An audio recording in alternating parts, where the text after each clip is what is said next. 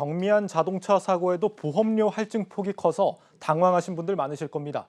이렇게 보험료가 오르는 건 보험사에서 책정하는 손해율이 나빠졌기 때문인데 그 중심에는 다름 아닌 보험 사기가 있었습니다. 먼저 장슬기 기자입니다. 도로를 주행 중인 차량. 갑자기 우측에서 사람이 뛰어들어 차량에 고의로 부딪힙니다. 이번에는 동시 좌회전 차로에서 한 외제차가 고의로 가속해 앞 차량과 접촉합니다. 고의로 사고를 유발한 뒤 과도한 진료비와 수리비를 받아내는 대표적인 보험 사기 수법입니다. 정비업체에서 주장하는 일명 가해자가 없는 가해자 불명 사고도 있습니다. 차량에 고의로 흠집을 낸 뒤 담벼락 등에 부딪혔다며 전체 도색을 하고 수리 비용을 허위 청구한 사례입니다. 보험 사기 적발 금액은 매년 증가, 지난해에는 1조 원에 육박했습니다.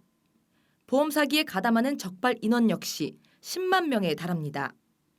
보험 사기 유형 중 가장 많은 비중을 차지하고 있는 것은 허위 과다 사고. 경미한 사고에도 허위 또는 과도하게 입원하고 사고 내용을 조작해 거액의 보험금을 타내는 사례들이 가장 많았습니다. 이런 보험 사기들이 금융 악으로 꼽히고 있는 이유, 바로 선량한 피해자들을 양산한다는 점입니다. 실제 지난해 자동차 고의 충돌 보험 사기로 보험료가 할증된 사람은 1,300여 명, 할증 보험료는 무려 4억 8천만 원에 달합니다. 보험 사기로 인한 피해는 선량한 보험 계약자, 더 나아가 일반 국민의 경제적 부담으로 돌아가고요. 선량한 국민이 보험 사기 범죄에도 연루될 수 있습니다. 지난 2016년부터 시행된 보험 사기 특별법에 따라 보험 사기 행위로 적발되면 10년 이하의 징역 또는 5천만 원 이하의 벌금 처분을 받게 됩니다. 법 시행 이후 관련 조사 역시 강화됐지만 날로 교묘해지고 있는 조직적 보험 사기에 대한 추가적인 대책 마련도 불가피해 보입니다. 한국경제TV 장슬기입니다. 각종 보험금 수령과 관련한 사기들이 가입자들의 보험료 부담을 높이고 있는데 대체 왜 개선이 안 되는 건지 알아보겠습니다. 정치경제부 정호진 기자 나와 있습니다.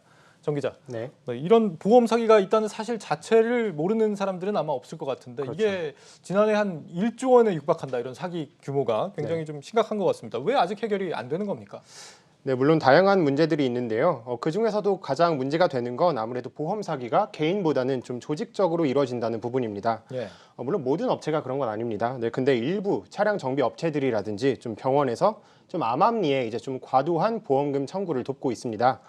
예를 들어서 뭐 차 사고가 났을 때 네. 뭐 이러면 안 되는 걸 알면서도 좀 사고 난 김에 좀 다른 부분도 고칠까 이런 생각이 들 수 있잖아요. 예.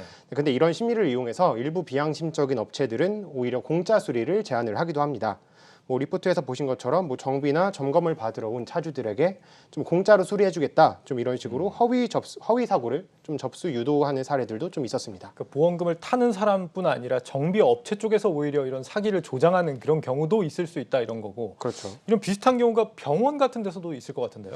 네, 그렇습니다. 물론 그렇지 않은 병원들도 많겠지만 네. 일부 병원들에서는 좀 조직적인 보험 사기가 일어나고 있는데요.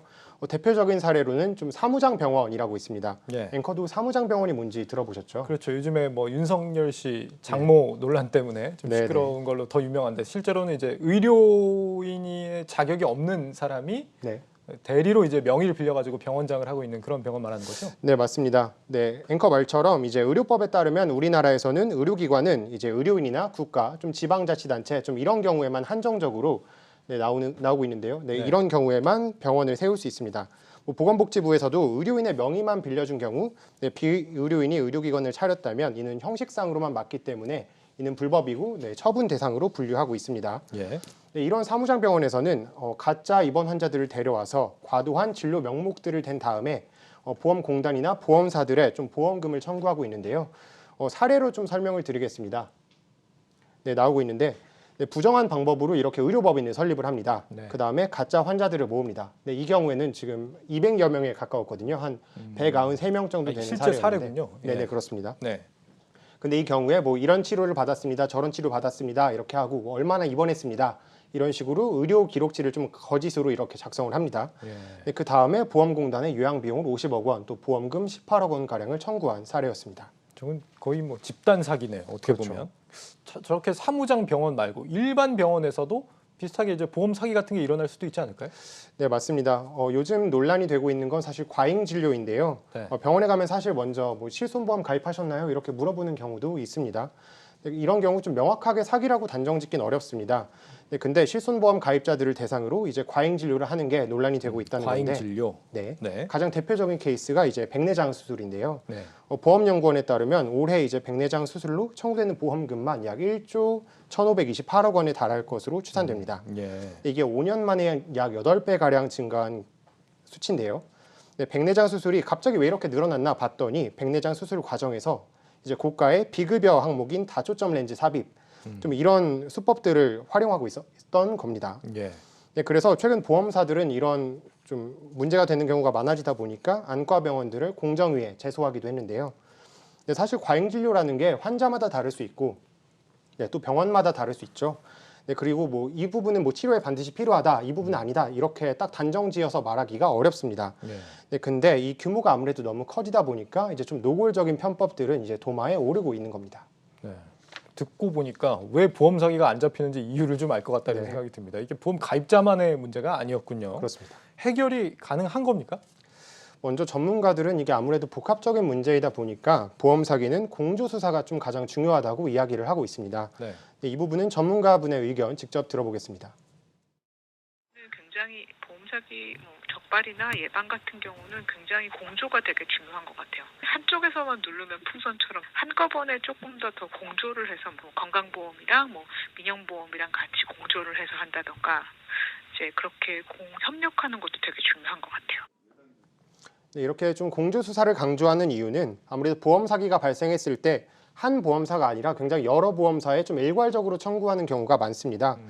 그래서 보험사들 간에 또는 뭐 공보험과 민영보험 간에 이렇게 서로 좀 정보를 공유한다면 아무래도 좀 의심 가는 사례들이 적발될 수 있으니까 좀 적발이 수월할 수 있다 이런 얘기인데, 네. 좀 아무래도 이런 부분은 좀 개인정보 보호라든지 이런 이슈도 있어서 제한되는 부분이 좀 있습니다. 그래서 좀 이거 외에도 뭐 보험 사기의 처벌을 강화해야 한다, 좀 이런 내용들이 지금 국회에 좀 발의가 되어 있고, 또 수사 전담 인력을 확충해야 한다, 좀 이런 목소리들도 나오고 있습니다. 네.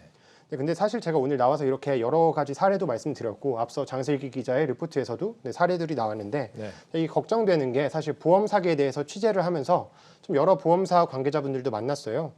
근데 이 부분들한테 좀 여쭤봤습니다. 좀 이렇게 보험 사기가 많이 나는데 이게 왜 안 잡히냐, 좀 홍보는 안 하고 있냐, 네. 좀 물어봤는데 오히려 이 사례를 보고서 학습하는 좀 이런 효과들도 좀 있다고 합니다. 오히려 이제 범죄를 홍보하는 그런 꼴이 될 수도 있다 이런 거군요. 그렇습니다. 실제로 좀 최근 적발된 사례들 가운데 뭐 10대에서 20대의 좀 보험 사기 적발 사례들이 좀 있어가지고 좀 이것도 충격을 주기도 했는데, 예. 아무래도 좀 보험금을 더 많이 받을 수 있는 방안이 무엇인지 좀 이런 것들을 보고 좀 따라하게 됐다는 건데요.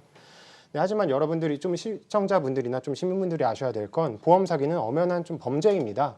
그래서 사실 누구나 다 하는 거니까 나 말고도 하니까라고 하면서 따라하기에는 이건 분명한 범죄이기 때문에 좀 어느 정도 인식 제고도 필요할 것으로 보입니다. 네, 뭐 적발도 잘 해야겠지만 어떻게 보면 국민의 품격과 관련된 부분이 아닌가 싶습니다. 보험사가 만약에 보험 사기 이 부분 좀 제대로 잘 못 잡는다면 보험사도 문을 닫고 이 비싼 의료비, 차량 수리비 온 국민이 다 자비로 내야 될 수도 있습니다. 정치경제부 정호진 기자였습니다. 잘 들었습니다. 감사합니다.